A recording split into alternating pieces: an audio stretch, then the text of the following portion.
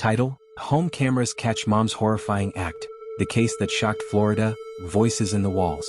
April 21, 2025 began like any ordinary spring afternoon in Palm Beach County, Florida. The quiet suburban neighborhood where 27-year-old Rashawn Gatlin lived appeared calm, her small apartment tucked between identical buildings lined with palm trees and well-kept sidewalks. If anyone looked from the outside, they would see a young mother and her children living what seemed like an ordinary life.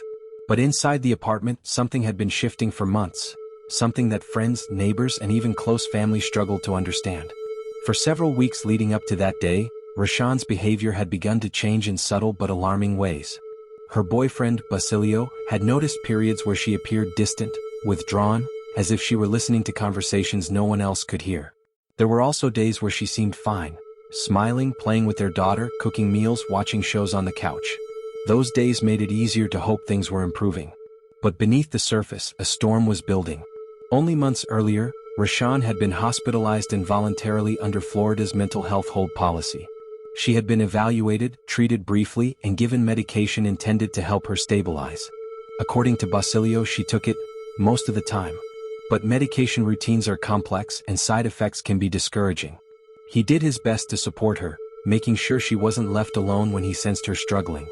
Still, there were things he didn't know, things Rashawn hadn't told him. She had begun to hear voices, internal whispers that she described later as sounding urgent, commanding, insistent. Some days she ignored them. Other days they frightened her. But she never spoke about them openly. Not until it was too late. Inside the home, motion-activated security cameras had been installed months before at her request. She feared that something could happen to her children, not from her but from forces she believed were outside her control. To her, the cameras were protection. Ironically, those same cameras would later become a crucial source of evidence for investigators. Just before 2 p.m. that afternoon, the apartment appeared normal. Toys scattered on the living room rug. A dish left in the sink. The faint hum of an air conditioner. Rashawn's young daughter moved freely around the home, full of the innocent joy and unpredictability of a toddler. Nothing seemed wrong in those few seconds the cameras recorded, until Rashawn walked across the kitchen floor and opened a drawer. The knife she picked up was large. The camera saw her pause, not frantic, not hurried, but conflicted. Her expression flickered between confusion, fear, and something that resembled deep emotional exhaustion. She put the knife down, then walked away. For a moment, it seemed like the moment had passed. The next several moments of footage were strangely calm. Rashawn and her daughter sat together on the living room floor. The child played, humming softly to herself. Rashawn stared straight ahead, her eyes unfocused, as if listening to something only she could hear. Something invisible, but overwhelming. And then very quietly Rashawn stood up again. She returned to the kitchen. This time she did not hesitate. What happened next was not captured visually. The bathroom where the two disappeared together had no camera inside. What the cameras did record, however, were the sounds, the confusion, the distress, the fear in her child's voice and Rashawn's strained breathing. When Rashawn emerged, she was trembling, her face pale, her hands shaking. She grabbed her phone and called 911. Her voice on the recording was flat, exhausted, unlike the person she once was. "I need help," she told the dispatcher. "Something told me to do it." The dispatcher stayed calm, as they are trained to do, guiding Rashawn through steps, asking questions, trying to keep her grounded. Paramedics and deputies arrived within minutes. Their body cam footage showed swift action, comforting the child, securing Rashawn, assessing the scene, and preparing emergency transport. As officers escorted her away, Rashawn whispered something that stayed with the deputies. "I don't want to be here anymore." It was clear this case would not be simple. Not legally. Not emotionally. Not psychologically. This was only the beginning. The voices made me do it. Inside the Palm Beach County Sheriff's Office, the atmosphere was heavy with disbelief. Detectives had handled tragic cases before, but this one was different. What unsettled them most wasn't only what had happened, it was the calmness that followed. Rashawn Gatlin sat quietly in an interview room, a gray blanket draped over her shoulders. Her wrists bore faint red marks from the cuffs. Her eyes, wide but vacant, seemed to look through the walls rather than at the detectives who entered. The clock on the wall ticked softly as Detective Morales took a seat across from her. He had reviewed the 911 call. He had seen the security footage. Now he needed to understand why. "Rashawn," he began gently, "I'm not here to judge. I just want to hear from you, in your own words, what happened today. For a moment she said nothing. Then her lips parted slightly.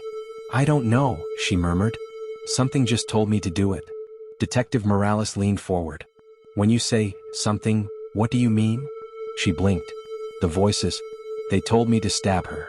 The room went silent. How long have you been hearing them? A while, Rashawn said softly. They come and go. Sometimes they whisper, sometimes they shout.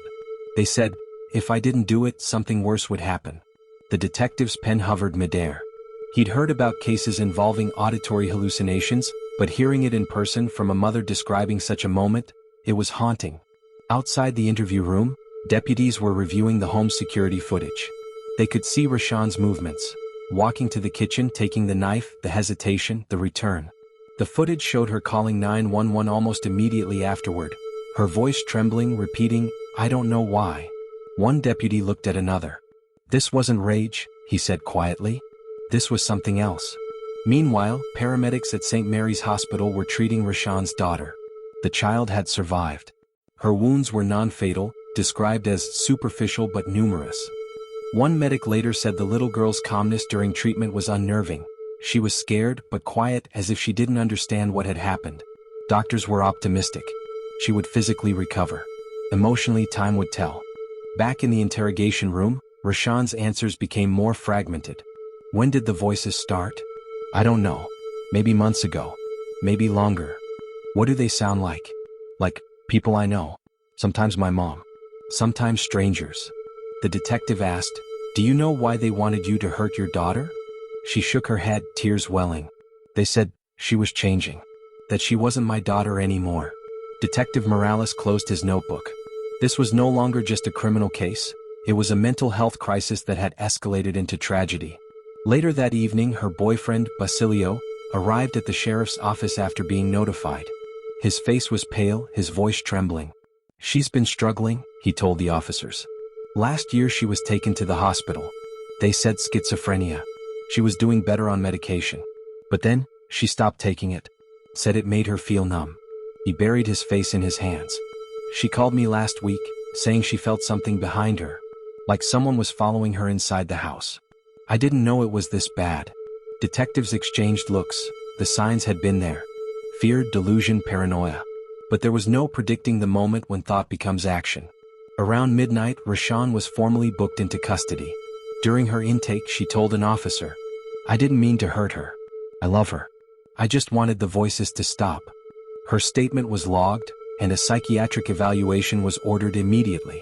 The following morning, officers returned to the apartment. It was eerily still. A small teddy bear lay on the couch.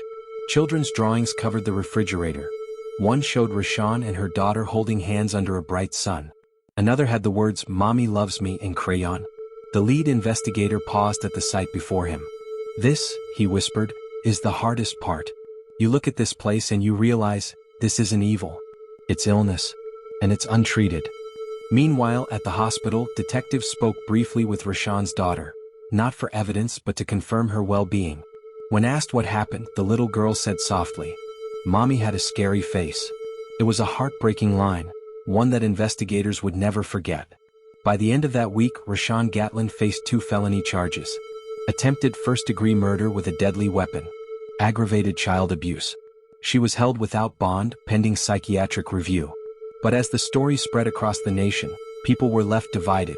Was Rashawn a monster or a victim of her own deteriorating mind? Either way, one fact was undeniable. The camera she installed to prove her innocence had captured her descent into darkness. After the camera stopped.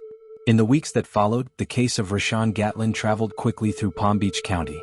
News outlets ran headlines that sparked shock, outrage, confusion, and grief. Comment sections were filled with arguments, some calling her evil, others calling her unwell. But inside the courtroom, none of those voices mattered. Only the truth did. Rashawn appeared for her first hearing wearing standard jail attire, her wrists cuffed, her posture tired. Her eyes didn't focus on anything in particular, as though she was still drifting somewhere far away from the world around her. When the judge asked whether she understood the charges, there was a long pause before she quietly answered, yes. Her attorney requested a full psychiatric evaluation before proceeding. The prosecution didn't object. They knew the mental health question was going to be the core of this case. Meanwhile, her daughter remained in the hospital for several days before being discharged. The wounds, though numerous, were treatable. Her recovery became a miraculous focal point. The community needed something to hold on to. Something good. Detectives returned to speak with her a second time, not to relive trauma, but to understand what she remembered in her own words. She sat on the floor of her family's living room, holding a stuffed animal, her bandaged back peeking through her shirt. Her voice was soft and innocent, just as any 3-year-old's would be. "Mommy had a monster face," she said. "A monster face?" "Yes." But Mommy came back. It was a statement the detectives would discuss for days. Not just what she said, but how she said it. No fear. No hate. Just confusion. Children have a way of telling the truth without understanding it. As Rashawn's mental evaluation moved forward, psychiatrists examined her medical history, interview recordings, and prior hospitalizations. They reviewed notes from when she had previously expressed fear of being harmed by unseen forces. They noticed that her symptoms had risen sharply when she stopped taking her medication. One doctor wrote in his report, "Her behavior appears consistent with an acute psychotic episode characterized by auditory hallucinations and impaired reality testing." Another psychiatrist noted, "There is no indication of premeditation or malice. The act appears driven by delusional belief and lack of cognitive control during the episode." But the legal system is not built solely on clinical explanation. It is built on accountability. And the state believed accountability was still necessary. In the courtroom, the prosecution argued that Rashawn had been aware of her condition and could have sought help. They pointed to the security cameras she installed, proof that she feared her own mind, yet did not continue treatment. The defense, however, argued that mental illness, untreated and overwhelming, had consumed her. They presented medical experts who explained how psychosis can distort reality so completely that a person may believe the unthinkable is necessary. The trial became a mirror held up to society's most difficult question. When the mind breaks, who is responsible? Jurors listened for days, to recordings, medical experts, investigators, family members. One of the most emotional moments came when the child's father took the stand. He spoke of the woman he fell in love with, kind, gentle, playful, and how slowly she changed. "I tried to help her," he said quietly, "but I didn't know how fast it was getting worse." There was no anger in his voice, only sorrow. After deliberation, the court determined Rashawn was not legally insane, but severely mentally ill. That meant she understood her actions at some level, even if impaired. The verdict was clear. Guilty, but eligible for psychiatric treatment in a state facility. She was sentenced to a lengthy term with mandatory inpatient mental health care. A ruling that balanced caution, accountability, and recognition of her devastating mental state. Rashawn did not cry when the decision was read. She simply lowered her head and whispered, "I'm sorry." As for her daughter, she recovered physically. Emotionally, her healing would take time, guided by psychologists trained in childhood trauma therapy. She was surrounded by family support, stability, and a chance to grow without understanding the full weight of what she survived. At least, not until she is older and ready. Neighbors still remember seeing her run through the courtyard months after the incident, holding a bubble wand, laughing, the kind of laughter that gives hope.